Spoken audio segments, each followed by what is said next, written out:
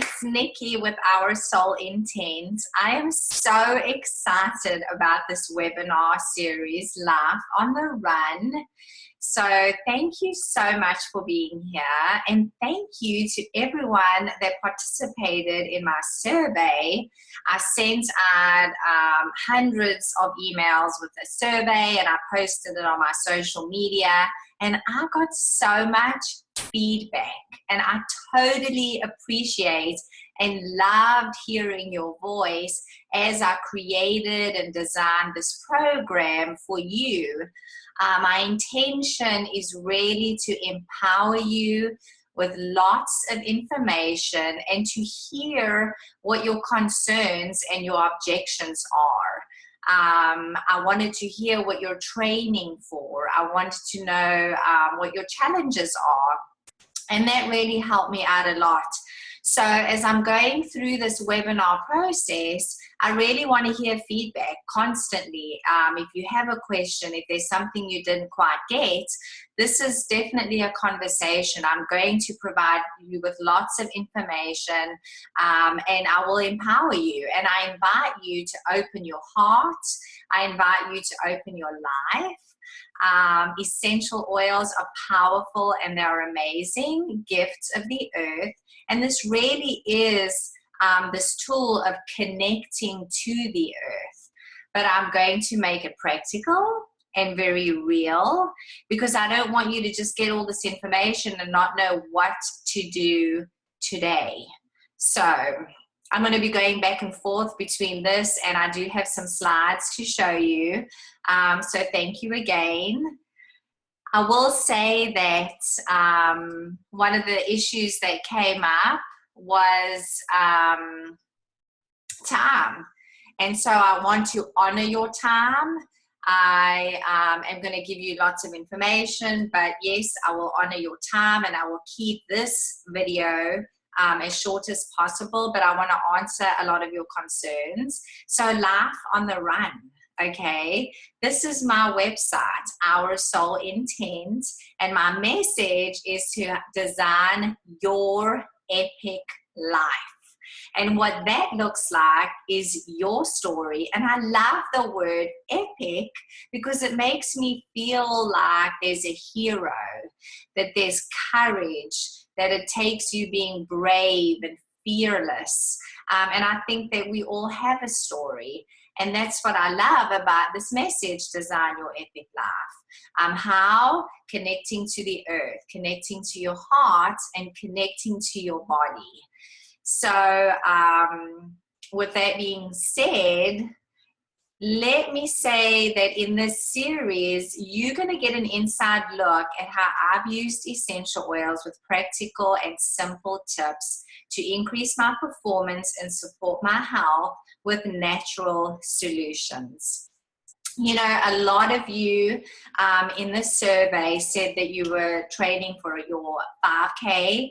The majority of you, though, were training for a half marathon. There were lots of you that are doing a full marathon, and then just a handful that are doing an ultra.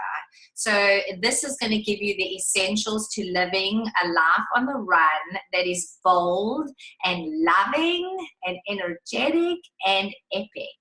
So you want to become a better runner, and you want to do it naturally by connecting to your body and the earth. You know, every time I post this quote on my social media, I get hundreds of likes, because we know that sometimes the hardest step for a runner is the one at the front door. So how do you keep showing up and following the plan in the big picture of your life? Because this is what our lives look like. We have work, and we have stress, and we do not have enough time, and we have little kids with little germs that become big germs that then shut down our immune system. And in all of this, we are trying to run, and our bodies are designed to move. We love running. It's good for you. So this big picture of who you are and wellness, the foundation of wellness is definitely food. So we know that as you're training, what you're eating the day before is affecting your run. Like if you've had, when you're traveling and you have like a lot of bad food and lots of restaurant food, you wake up the next day, you go for a run and you're sluggish and your body's heavy and you just can't get it together. We know that our nutrition is the foundation for wellness, and how not just when you're running, but outside of your run, how it's affecting your run. So we are running, so as I exercise, we have that for wellness. And I want to say this to you because, you know, I love this program, but I love the runner. And I feel like we are this tribe creating and committing and being disciplined and getting outside ourselves. And I want you to know that this is not about changing who you are.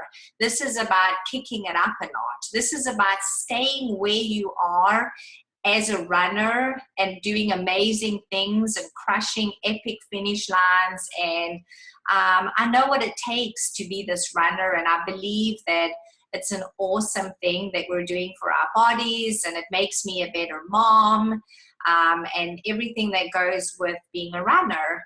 And this that I'm talking about today really is a tool to help you stay there, to help you get better, to help you go for a bigger distance, or maybe get that PR that you've been training for. Okay. I just wanted to say that because I just love the runner. So exercise, we have, managing and resting and stress in your body. We also, like a year ago, I moved, and the stress of moving was crazy. Like I physically, just from packing boxes and doing all that nonsense, and then also just emotionally, it affected my running. Like I just was having a hard time getting up and being motivated. And so stress, know that it affects our running. And then also your toxic load, which actually stress creates toxicity in our bodies, but also our environment and the food that we're eating can be toxic, and what you're using to clean your house with. And so really toxicity in our bodies will cause inflammation. And then the top two on that pyramid is healthcare. Just being informed, asking questions, being proactive, because people always say, well, healthcare is expensive, but waiting until you're sick, that's expensive. Like every day, the little bit that we can do is being proactive in where we're at. So going back to the runner, we have these mile markers of respiratory and immune health, your immune system, having energy and focus so that we are doing our miles, and then rest, recovery, and repair. Like this is those living between the miles. That's so important as a runner, because it's how your body's repairing and healing between, that's going to get you ready for the next run. So oxidative stress in your body is stress. And what you're doing when you're running is breaking your body down, tearing the muscles so that it can repair itself and become stronger. That's how training plans are designed for us to develop to hit higher distances or to PR with power. So whether it's short twitch muscle fibers, slow twitch muscle fibers, your recovery and repair really is the key to being a better runner. So I started running and loved it so much, and just everything in who I am. I'm an entrepreneur, so I saw the difference in my life. My daughter was 1 at the time, and now she's 7. So I started running about 6 years ago, and then actually became a running coach. And I taught people specifically chi running, it's a technique on how to reduce impact and how to become more efficient as a runner. And I would videotape you, and we talk about full foot landing, and I would talk about arm swing and lean and all these things that are so important. And if you're wondering about running form or running technique, I highly encourage you to look up chirunning.com, because it is an amazing technique and for when you are running. So I started teaching, and I taught hundreds of people in workshops and one-on-ones on running technique, and I loved it. But what I started noticing, especially for me, is that I needed to take this to another level, and this connecting to my body while I was running was just as important as connecting to my body and my family and the between the miles, to start increasing my performance. So I was increasing my distance at the time, and did my first 50 miler, and then was just starting to train for 100 miler and the Grand Canyon. It was my 40th birthday. That's me and my brother and my sister-in-law and my husband, who's not in the picture. We all went to the Grand Canyon for my 40th birthday celebration, and it was crazy and so epic. And we did rim to rim to rim, which was about 46 miles. But in this process, I was looking at my food. I was thinking about repair, because I had to start increasing my mileage and I needed to start running more. And so many friends started asking me about essential oils, because I do bone broth and I make my own kombucha and, this sort of life. And by the fifth person, I thought, but I really need to look into essential oils. And I thought it was the perfect time, because stress on my body and my family and everything. So I started using essential oils right before I did the Grand Canyon, and then moving into my first 100 miler. So I really looked at the oils as like a test for me to see how can I increase my mileage. I started running 6 days a week. I really was so overwhelmed with the prospect of doing 100 miler, but I was daily, my lifestyle was evolving, and I was looking at who I was and how I could do this. And so essential oils, that's when it all began for me. So here's a picture, and I want to show you this picture of my family, because selfishly, when I started using essential oils, it was for me and my running. And it was just all about how can I do this and hit this training plan and do this. And so I selfishly used oils for me.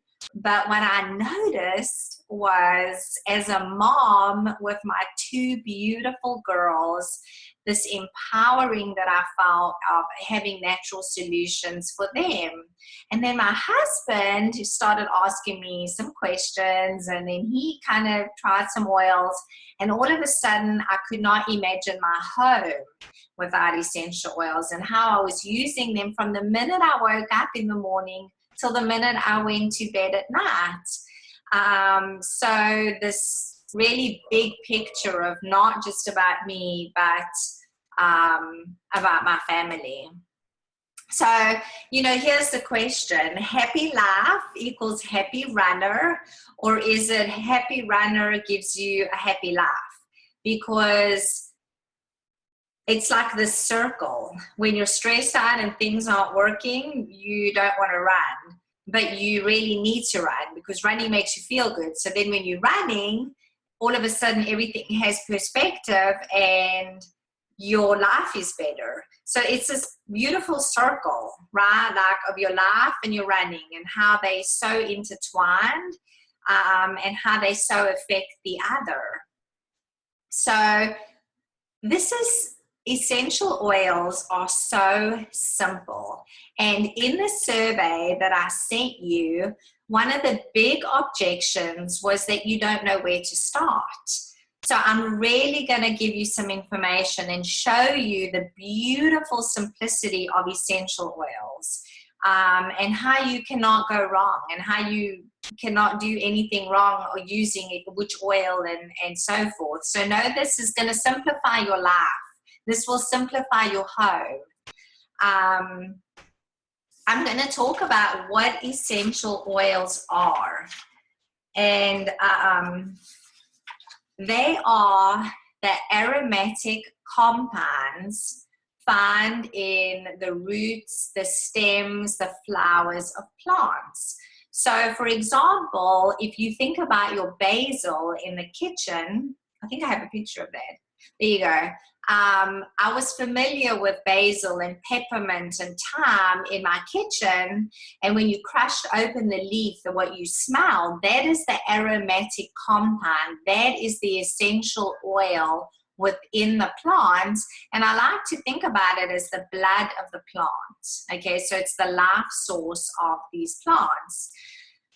So essential oils really are this connection to the earth, and whether it is the flower, whether it's the leaf, whether it's the bark, essential oils are of plants. Now, this is such a funny story, and I posted this in a survey, and a couple of you responded like, well, when I think about essential oils, I think about hippies.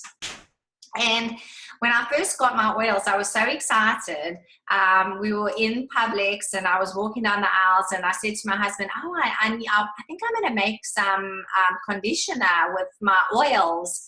And he looked at me and said, well, are you going to get dreadlocks too? And, and I was like, oh, I think I'm a hippie. Like this life of freedom and living in a caravan, like we think about patchouli and, lavender is this hippie lifestyle. So if you are a hippie wannabe like me, yes, we will be using essential oils. But it really does go back to like, when you think about essential oils and how far back they go, we think about hippies, but even go further back, think about baby Jesus was given frankincense and myrrh. Those are essential oils. So this is nothing new. I would say that essential oils used to be more alternative in their approach, and people would think about them as holistic, whereas nowadays we term them more natural solutions, plant-based medicine. So definitely essential oils, as our culture is embracing essential oils, they're becoming so much more mainstream. And I think some of that also has to do with that our culture, we all know that our healthcare system is broken. So people are asking more questions and now craving this information because it is nothing new. Talking about your kitchen, and essential oils are everywhere without you really maybe knowing the term or how they're used. So in your kitchen, oils versus herbs.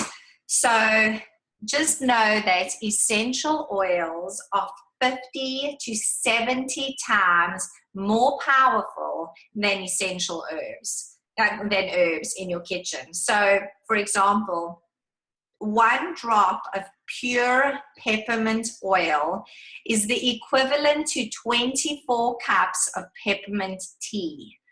So, essential oils are very powerful and very potent. So much so that, for example, if you're using oregano herb in your soup, you would use your oregano. If you were using the oregano essential oil in your soup, you would actually dip a toothpick with the oregano and then stir it in your soup to get that same flavor, to get that same zest.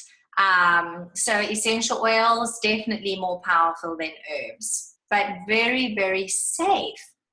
This was another objection, and actually my husband still teases me about essential oils now because he calls them my snake oils, like the snake oil cure oil. And then I laugh, and then he laughs, and then the next day he'll ask me when I'm ordering more frankincense, and then I laugh.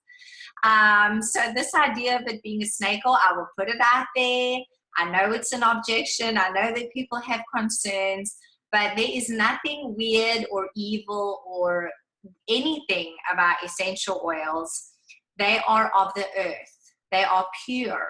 They are beautiful. And I am honoring creation and knowing that we are given and God designed this beautiful planet and our beautiful earth with everything that we need. And so essential oils are plants for healing. They're not snake oils, okay? So this was the next concern, is really not knowing where do I start. So as I said, essential oils are very simple. In the next video, I will be showing you applications. I'm going to be talking about specific oils that are traditionally starter oils, really good, simple, easy oils that you're familiar with, that you can use and how to use them. So do not be concerned. This idea of not knowing where to start is a lot of you voiced your opinion that you're just not quite sure.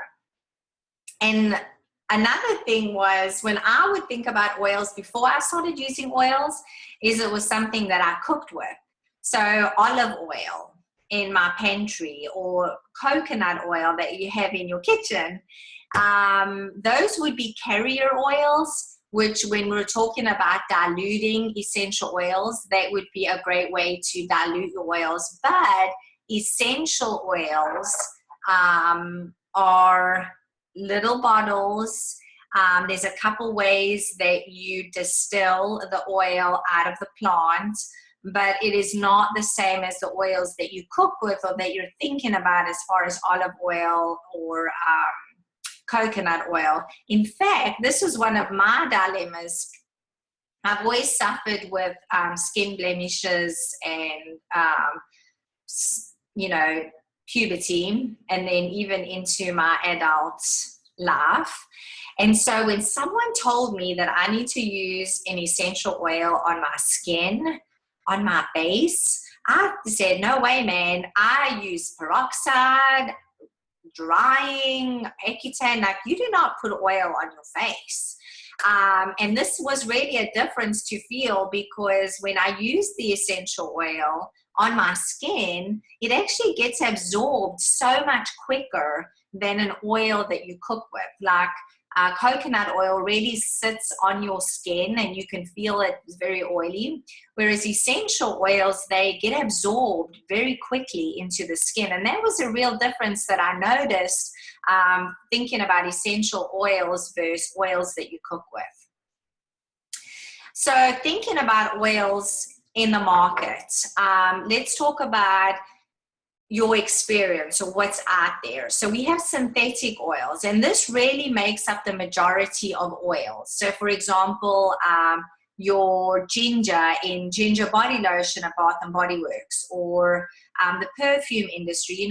These are products that are synthetically produced in a lab. And I thought it was funny when I once looked at some body lotion and it said, ginger body lotion, but there was no ginger in there. It was all synthetically put together for it to smell like ginger, and then it had all this other stuff in there. So that is the majority of the market. The green section is food grade, and there is a standard in this oil. It's generally regarded as safe. So for example, your cinnamon in cinnamon chewing gum, or your lavender in not lavender, your lemon in lemon salad dressing. Like, these are all oils incorporated into food that are safe. Therapeutic grade, if you have been to a massage therapist, which most likely if you are a runner, you have at some point experienced a massage. Usually massage therapists are using a therapeutic grade oil because they're familiar with the body and the organs, and your skin being your biggest organ. And so anything that they're putting on your skin is being absorbed into your body. So there is a health benefit to therapeutic grade. Now, doTERRA has come up, it has its own grade because the market is not standardized or there's no sort of scaling system. doTERRA has certified pure therapeutic grade. And what that means is it's 100% pure. It means that there's nothing added, there's no fillers. So when I'm talking about essential oils in these videos, that is the grade. That is the level of oil to get a health benefit, for your body to respond in the ways that I'm talking about, for supporting your immune system, for respiratory health, for inflammation in the body. You must use an oil that is 100% pure, and not because it says 100% pure on the label that you have found in Chamberlain's, because it's not, there's no like rule, or it's not specifically graded. doTERRA is 100% pure, therapeutic grade, certified. Okay, so it's tested for extra stuff. And this really is so important for you as I'm teaching you about these benefits and this healing in your body and in your children and for your family, that you are using an oil that will work and that is powerful. So, you know, I just really want you to know that that is like this big picture of a lot of the concerns that came up for you, not knowing when to start, feeling overwhelmed, not quite sure what essential oils are. I hope that looking at the market, you have a better picture of really essential oils, the oil that I'm going to be presenting as being unique and powerful, how it compares to herbs that you have in your kitchen. You know, some of the stigma of it being alternative or, you know, kind of out there in the hippie world. Essential oils are very powerful. And as a runner and this big picture in your world, I really honestly believe and have felt this in my life, and used my running as a test. From when I increased my mileage and trained for my first ultra, my 100-miler, using essential oils for repair, for recovery, for stress, in my family, for my sanity, for it changed everything for me, how I cooked, how I cleaned, and feeling so empowered by this healing and these options.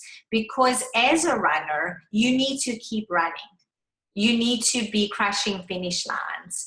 You need to be this amazing person that having this help and this tool is going to get you there.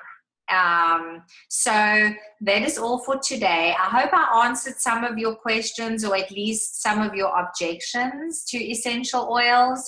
I'd love to hear some more feedback, so comment below. I'll post those comments in the video.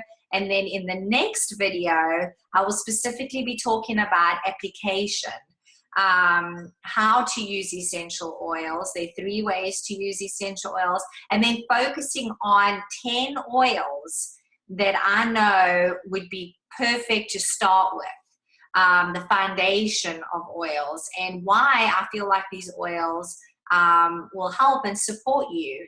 So ciao for now. Thanks so much, and we will talk soon.